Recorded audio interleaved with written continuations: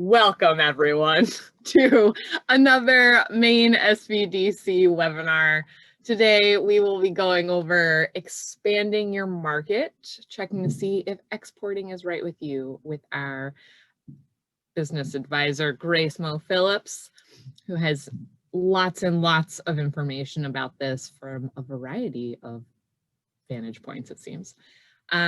We use the chat feature to share questions, network. So go ahead and introduce yourself, maybe put a link to your business or let us know what industry you're in.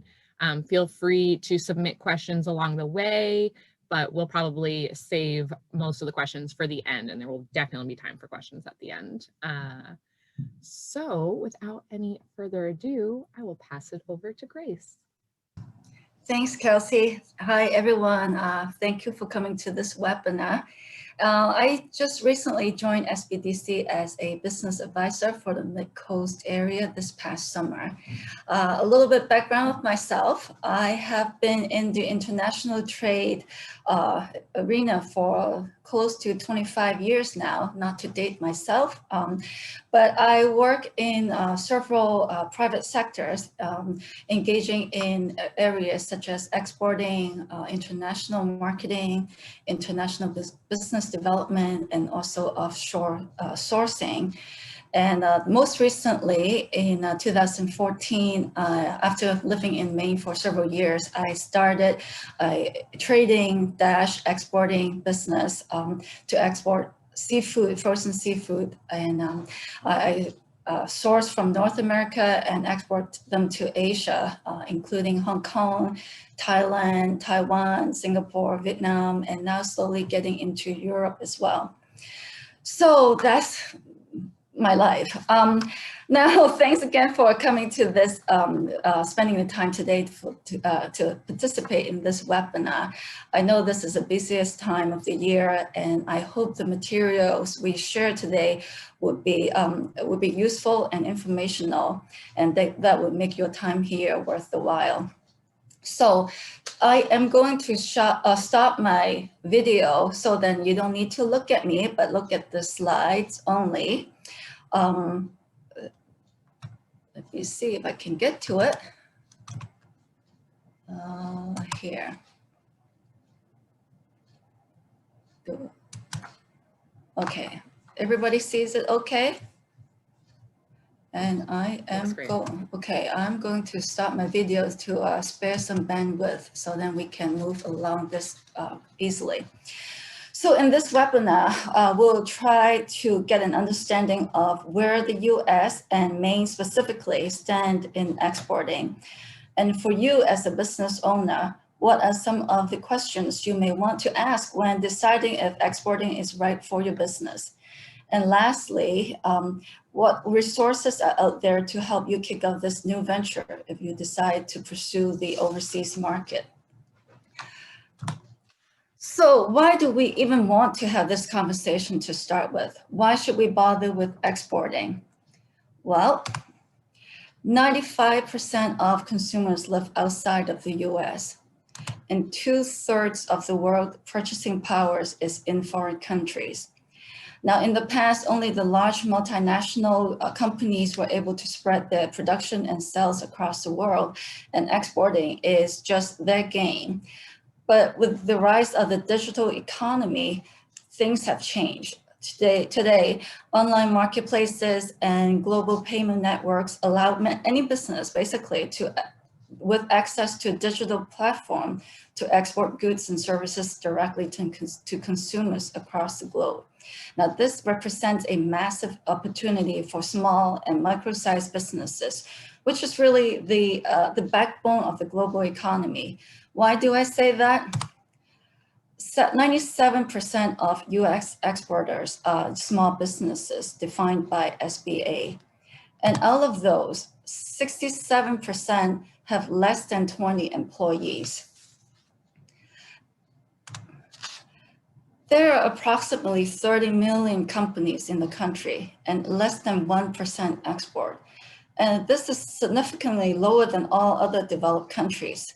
And of the US companies that do export, 58% only export to one other country.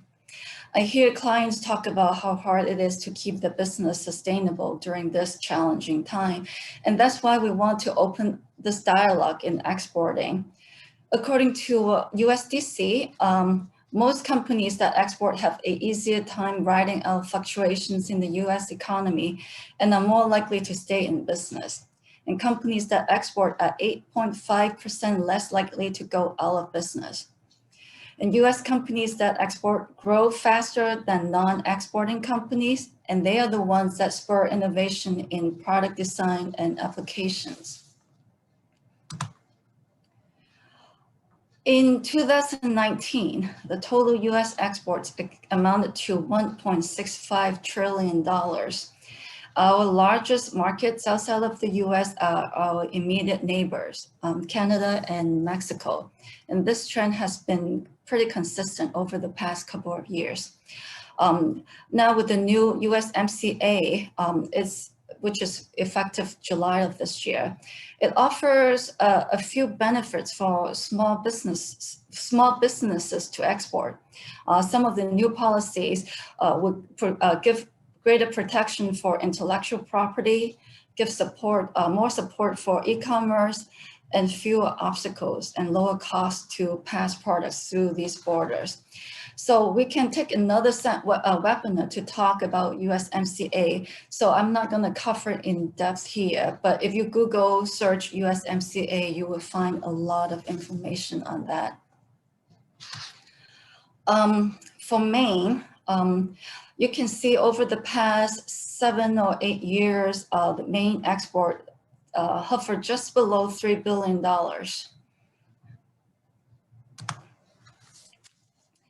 In terms of countries, comparing to the nation, Canada by far is our largest export market, followed by China. Looking at this chart, I find it interesting. If you look at Malaysia, which is number 3 for Maine, and Italy and Singapore, they were not in the nation's top 10 list, but they are Maine's top 10. I think the semiconductor industry in Maine is the one that contributed to the export growth in Malaysia. And what is really telling me here too is there's a market for everyone. I mean, we don't have to follow everyone else and go after the large or popular market.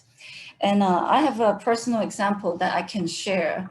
When I started my seafood export business, I made a deliberate effort not to go after the China market. Back in 2014, that's when everybody else went after the China market. But I look at my own business. I am just a small potato here, right? And no one knows about me.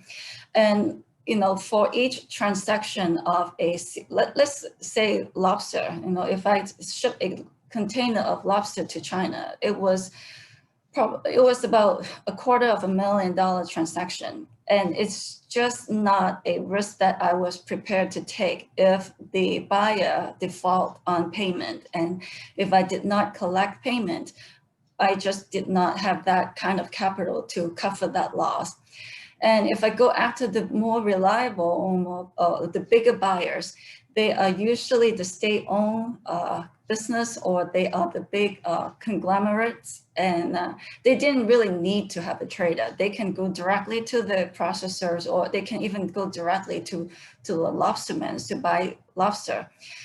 So I find that there was really no place for a small business like myself. So instead, I turned to Southeast Asia as my target market. And turned out that, sure enough, when the U.S. had trade war with China, a lot of the seafood businesses that I know of, half of their business was lost, and whereas I was able to maintain a steady revenue, and actually Southeast Asia saved me this year during COVID because the cases over there are less severe, and they were able to continue to buy. And the efforts that I had invested in over the past years past couple of years really pay off. So what I'm saying is, pick what works for you. I mean, these data are just data, but they may not work for every business. Here, last year, Maine's export accounted to $2.7 billion, and no surprise, seafood, I would say mainly lobster, constitute about 20% of Maine's export. And the other half, over half of Maine export is related to industrial products. So together, these top 10 business sectors generate over 70% of the state's export value. So do I still have everybody here, or are you dozing off on your chair after all these numbers? If you are still awake and you are excited about this opportunity, so you will ask, how do I start? So there are a few things that you may want to ask yourself when you're considering exporting. First off, what product to export? Do you want to launch your full line of your product or services? Or do you want to push your best seller or the most profitable categories? Is there any modification needed? For instance, if you export to Canada, Canada has a dual language packaging requirement. So you may have to change your packaging to fit with the requirements over there. And if you are in the food or beverage industry, do you need to be halal compliant to cater the Muslim communities? And if it is an electronic product, just know that the US runs on 110 volts, whereas many other countries are on 220 volts. So those are some of the things to think about. Your target market, where do you want to sell your products to? For instance, if you are a microbrewery, let's say, the Middle East may not be the top choice of your target market, right? Consumer profiles, know your target, really know your customers. Another example that I can think of from my own experience, Hong Kong is one of the largest market that I export to. In the food service channel, which is this channel selling to hotels and restaurants, the buyers are very price sensitive. They would nickel and dime me to the last penny. But in the retail channel, where retail products sell to a supermarket or something like that, is a lucrative market.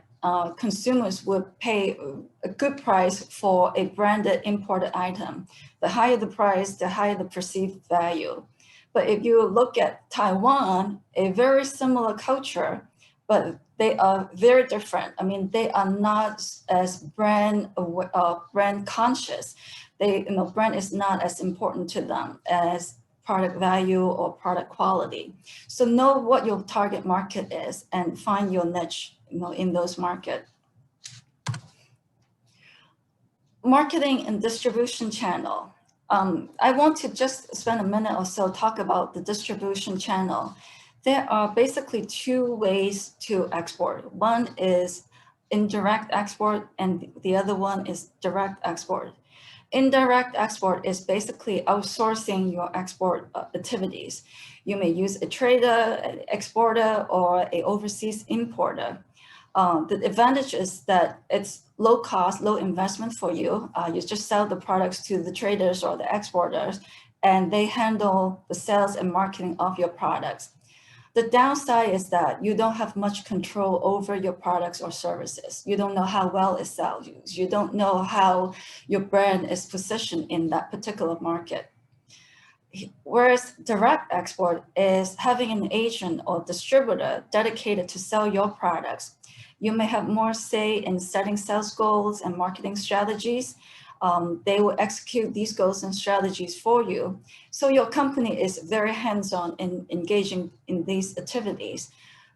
But the downside is it will cost you more. For instance, if it is a significant market for you. You may even have to set up an overseas office to manage the sales and marketing in that market. Product export price. Determine your price. You may not have a unified pricing strategy across the board. It very much varies from market to market. If you ship products to Canada, it won't cost as much as if you ship to China, for instance. And there are other variable costs to consider when you ship to other countries. For instance, import duties in that foreign market, and foreign exchange or exchange rate fluctuations with a certain currency, those can really determine what your sell prices or your pricing strategy is in those markets. In-house resources. Do you have the resources dedicated to export? For instance, if you have an inquiry from an overseas buyer, who can cater to the inquiry and work on closing that sale? And you may say that, well, my business, I'm running very lean here and I don't have the resources to really build a export team. It doesn't have to. I once worked for a sporting good company. The whole company has 20 employees, and there were only 2 dedicated for the international markets, including myself. And within 2 years, we were able to grow international sales from 25 to 35% of the total revenue. So it doesn't have to be a heavy investment for the business, but just to have a dedicated resources or personnel to focus on your export activities would be really helpful. Export license. This is particularly important if your product may be associated with national security, for instance, defense or military related products. If you are selling chocolate or skincare products, maybe not so much of a concern. But be careful. I just recently heard from another SBDC business advisor from North Carolina who told me the story. A tennis record producer produced their tennis records using titanium. They got an inquiry from a foreign buyer seeking to buy a pretty substantial volume of their tennis records. And they did some research on the buyer and they found out that it wasn't even in the sporting goods industry. So that raised a red flag to them and at the end, they did not pursue that lead over there because the buyer could easily use the material to build into something that may threaten the US national security. It could be a very innocent intention from our perspective, from a business perspective. Little did we know that it can turn into something that would be severely damaging our country. So it would be a good idea if you are ever in doubt. The Bureau of Industry and Security under USDC is the one who determine whether your products would need export license, and if there's any country that you export to may have concern of national security, that you would have to get a export license. So those are those are some of the considerations that we may not think of on a daily basis, but you should be aware of. Now let's dig a little deeper. What are the key prerequisites or the key requisites to be export ready? To me, there are several things. First is management commitment. The management should have a clear idea as to why you want to pursue international markets. Is it to increase sales volume? Is it to develop a broader or more stable customer base? Or is it because the owners just want to find a way or find an excuse to travel? Another thing is, how committed is the top management to the export effort? Is it a quick fix for slumping domestic sales, or once the domestic sales pick up again, will the export customer or the foreign customers be neglected? do set realistic expectations. Just like in any business, it takes time to build a new market.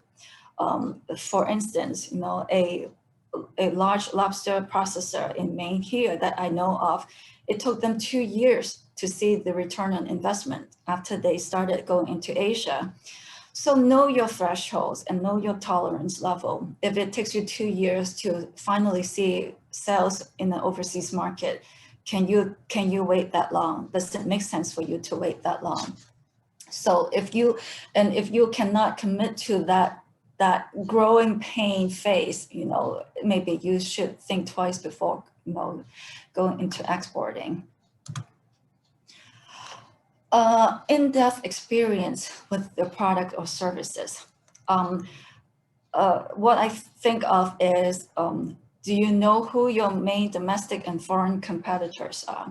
And I can tell you the overseas or your foreign competitors are usually more, or your foreign competition are more keen than your domestic competition, because you are not only competing with a company in Ohio, but you are competing businesses in the local market overseas, or you're competing with another company from Germany or from Australia or from Dubai.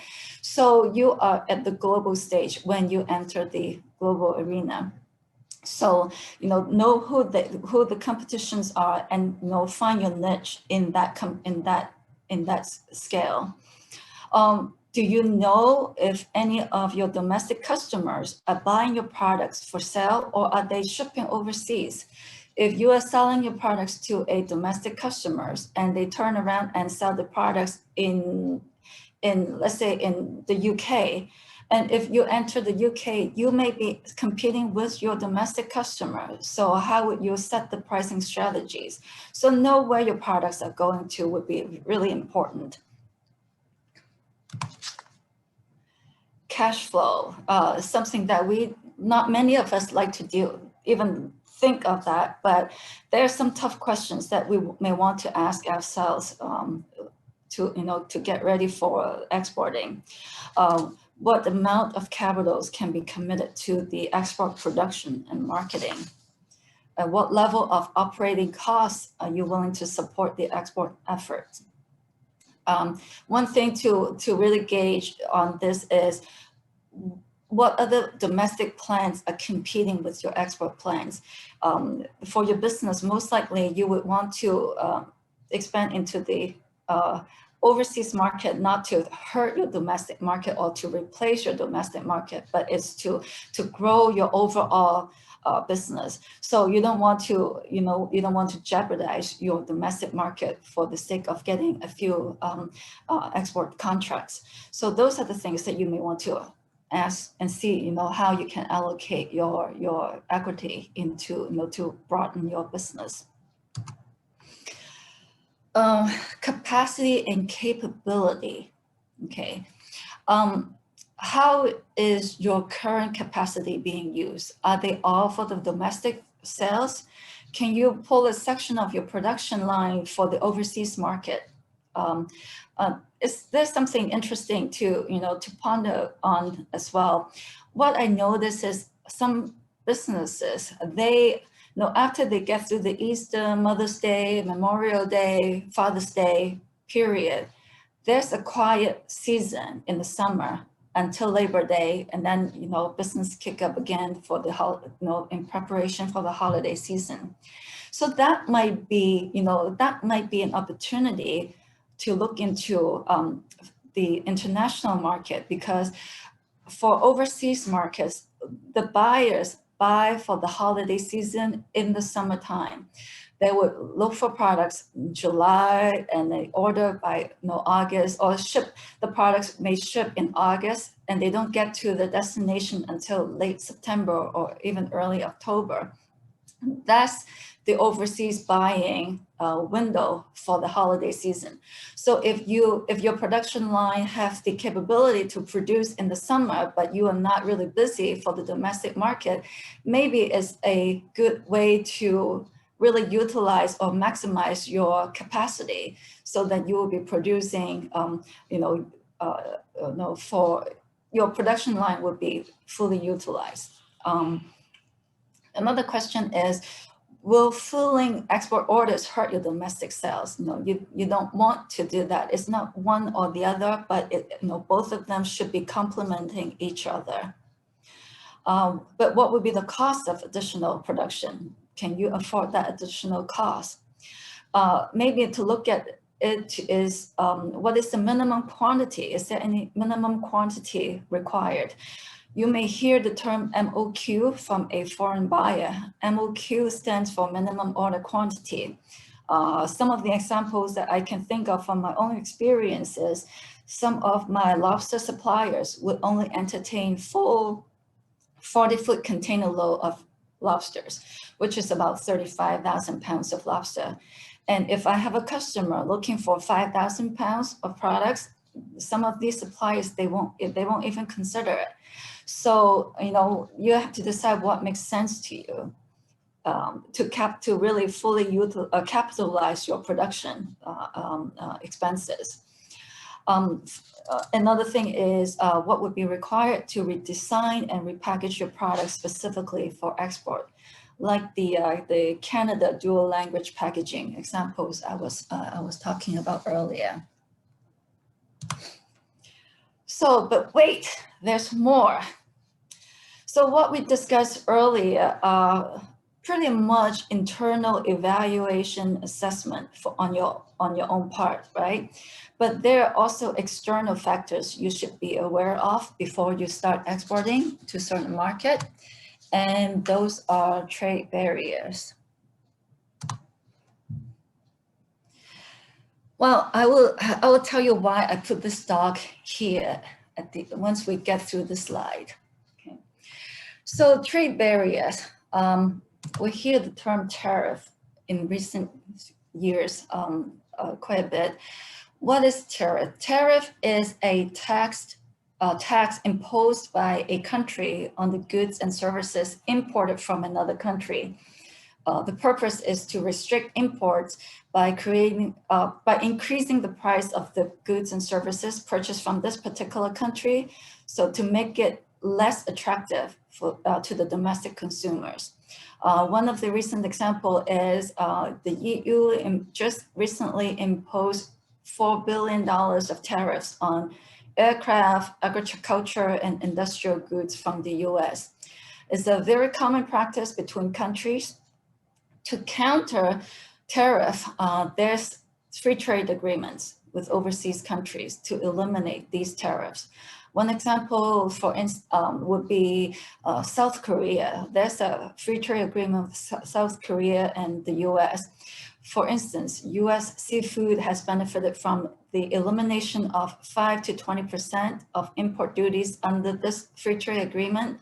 So custom duties for fishery products imported from the US were either cut to 0% or phased out over 3 to 10 years.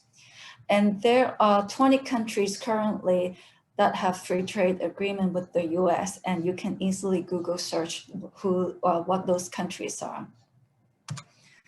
So we have tariff and we have non-tariff. What are non-tariff? First, we have quotas. Government imposed limits on import quantities of specific products. Once the quota has been met, the country will restrict further imports for that particular products. We have import licenses. Import licenses is associated with exchange control, and it's the importer's responsibility to apply for import license from their own government. And if the importer doesn't have the import license, they may not be able to receive goods, or they may not be able to pay the exporter. Government standard and testing.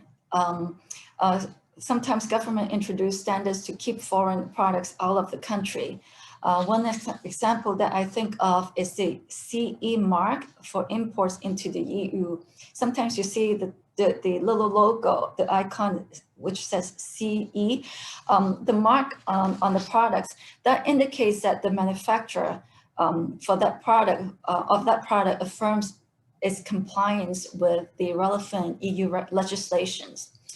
In my own experience, when I export seafood to Thailand, it's very challenging with this government standard. The processing plants that I buy from must have a third-party audited food safety certification. And these certifications add cost for the producers. So not many of the producers have those certifications. So as a result, very few seafood processors are able to export to Thailand. Government procurement, I think a lot of us are aware of that too. Government agencies only allowed to buy from domestic producers. Government vehicles, for instance, can only buy from US makers. And if you travel on government fundings, you can only fly US carriers, things like that. Distribution restriction. Goods can only be sold in a specific region or to certain industries. An example that I can think of would be car parts. For instance, the Toyota has a production plant here somewhere in the US, under the free trade zone. If Toyota wants to import certain car parts from Japan over to the assembly facility in the US, the part cannot be sold outside of that free trade zone, or it would be subject to high import duty. But if that part is assembled as part of the vehicle, then the duty might be either eliminated or will be lower as part of the entire vehicle. Investment restriction. Now, personally, I don't have a lot of experience with investment restrictions, but what it is policies set by a government that limits import based on a current level of export. The whole idea is to maintain cash within the country. So now I think you guess why I put this dog on this slide. I mean, after we go through a long list of trade barriers, it seems so discouraging. At least you have a cute dog to look at in the slide. So if the idea of exporting sounds daunting to you, just know that you are not alone in this journey, and there are several programs and resources that give exporter tangible supports, which we are going to cover here. First of all is the State Trade Expansion Program, short for STEP. STEP is funded by SBA, and here in Maine is managed by Maine International Trade Center. It's a reimbursement program that covers export-related activities up to $20,000 per year. The area that that covers would be one, export skills development, export certification or training workshops offered by SBA resource partners, such as us here as SBDC, or Women Business Centers or SCORE are all eligible. So if you had to pay for this webinar, the fee that you pay would have been qualified for this fund, for this program. International marketing assistance. If you develop any marketing activities, for instance, trade shows, trade missions, if you have any brochures, advertisement offshore, or sample shipments, all those would be eligible. International business development. The U.S. Commercial Service, which is an export promotion arm for the International Trade Administration under USDC, they put out several programs.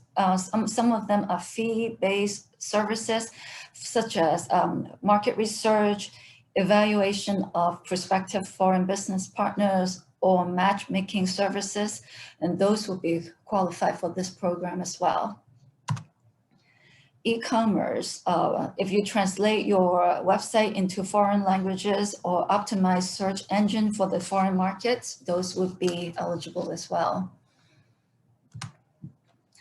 Now, if your business is agriculture-related products, there's USDA's Market Access Program, short for MAP. MAP is funded by USDA and is managed by Food Export Northeast, which is based in Philadelphia. It's a cost share program, provides up to 50% cost reimbursement for a wide variety of international marketing activities listed here. Now, to be eligible, your business has to be small to medium size, defined by SBA. Your gross sales you should have a gross sales of $100,000 in the previous year.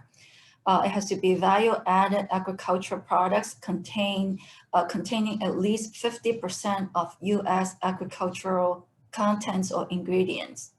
And there's a small fees to apply for this grant, but it's totally worth it. And personally, I am a beneficiary of this program for the past several years. The good thing is if you travel overseas to attend trade shows, not only would MAP reimburse you up to half of the trade show's expenses, but your travel, like your airfare and your lodging, are also can be reimbursed. Whereas STEP, the SBA one only covers the trade show expense itself. Your travel and your lodging would not be covered under the STEP program. SBA has a couple loans that are tailored for the export business. It's very simple. The Export Express loan up to $500,000. It can be in a term loan, or it can be in the form of a revolving line of credit. And business has to be in business for at least 12 months, and they don't have to be in exporting. As long as you're in business for 12 months, you are eligible. And the good thing is it's really simple to apply, as the participating lenders they can use their own form and procedures to approve the loan. So an SBA would approve within 36 hours or less. And another loan is the export working capital loan up to $5 million. Again, the lenders have the flexibility to process and close the loan. And these loans are SBA guaranteed up to 90%. So it really gives the incentive to the lenders to give out these loans. So here's a list of the resources that we discussed in this presentation here. I do want to say something about the USDA Foreign Agricultural Services. The FSA, they are very good. I mean, they are the one who produce country reports and update them on a yearly basis. They are full of information. So if you search USDA, FSA, you'll probably get to one of their reports online. And FAS, they also have the ATO, which is the Agriculture Trade Office in the foreign markets, embassy, or consulates. And I have firsthand experience with that office, very helpful group of people to work with. They are very quick to respond to my question. And one time I contacted the consulate in South Korea, and they publish regular newsletter to the local businesses, and they offer to put a write-up on my business and my products to put on the newsletter for free. And I am all about free stuff. So that was really, that's a good network to have if you are in the agriculture business and you're looking to get some connection overseas. That might be your first connection to make over there. So with that, just to prove that I'm not biased and want to make sure that I got the people covered here, but I am, I just want to open the floor for any questions that you may have. Yeah, so we have one question from Ann Lancaster. She was wondering, is the STEP a grant or a loan? And we'll want to follow up with a link to that afterwards. Okay. STEP is not a, it's it's definitely not a loan. I would say it's more like a grant, but the grant you have to spend that fund. Well, you have to have the expenditure to qualify for that grant, because it's a reimbursement program. And all of the four, let me see if I can get back to the previous slide. Yeah. So all of these different sector, the skills development, the marketing assistant, the international business development, and e-commerce, I think what they do, they put different weight into different, into these four criteria. If I remember correctly, for instance, out of the $20,000, maybe 30% would be allocated to marketing efforts, and then 20% on the e-commerce. Don't take my word, don't take my numbers here. I am just, thinking out of, really off my cuff here. But if you go to MITC's website, it would tell you exactly how much allocation out of the 20,000 would be allocated to the skill development versus marketing versus business development.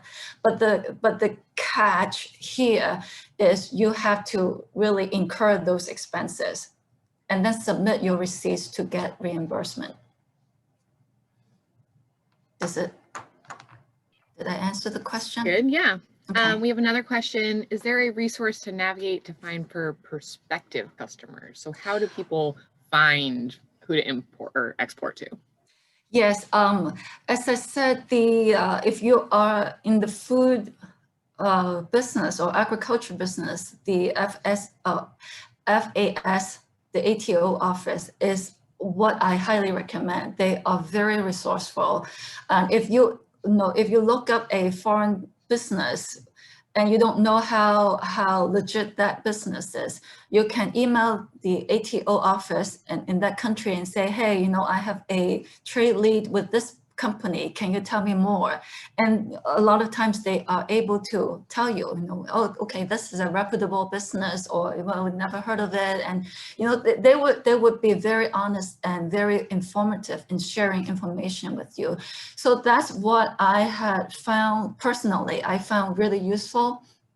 And in my own experience, I have found that when I started the seafood export business, I actually had zero experience in seafood. I was in the consumer good, industry in my previous life.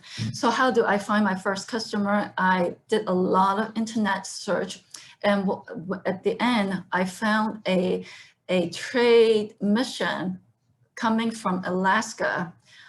So they somehow published a list of buyers to that Alaskan seafood trade missions, and I just cold call everybody on the list, and that's how I found my first customer, and that still is my customer to this day.